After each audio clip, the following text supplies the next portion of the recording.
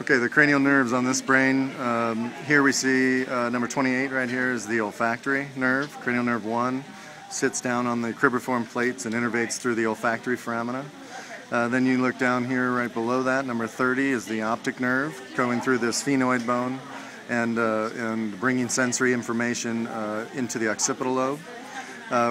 Connected right below that is, we can see here, the infundibulum and the pituitary, so number 46 right here is the pituitary gland, and that sits in the cellulosco, the sphenoid also, or in that area also. And as we look below the pituitary, we can see coming out medially, number 32 right here would be the oculomotor nerve, and that's going to innervate 4 of the extrinsic muscles of the eye and be both motor and sensory to those muscles. Then we move out here laterally, coming out, surfacing below the temporal lobe and above the cerebellum. We've got the trochlear nerve, cranial nerve 4, that goes to the superior oblique muscle. Number 5, right, cranial nerve 5, below that would be this one, number 34, is the trigeminal. Right, and trigeminal is going to innervate along the ophthalmic pathway through the superior orbital fissure. It's going to also go through the foramen rotundum and do the top teeth and the maxilla, and then it's going to go down through the foramen ovale and innervate the muscles of mastication and the bottom teeth. So that's trigeminal. Then if we move medial and right below the pons, just above the pyramids of the medulla, we see the abducens, which innervates the lateral rectus muscle. Then we move lateral to that and go to the facial. This facial nerve right there has parasympathetic fibers in it, so it's a mixed nerve.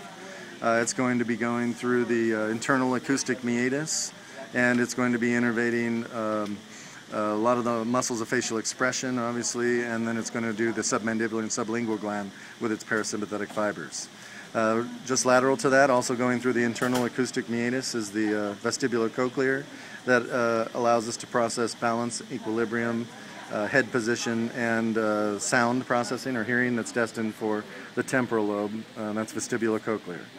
As we go down right below it, number 38 here is the glossopharyngeal. That's the other mixed nerve that's going to be doing the parotid gland of the salivary glands with its parasympathetic fibers, and then it's going to be doing the pharynx and other muscles in the voice box as well. Down below that is the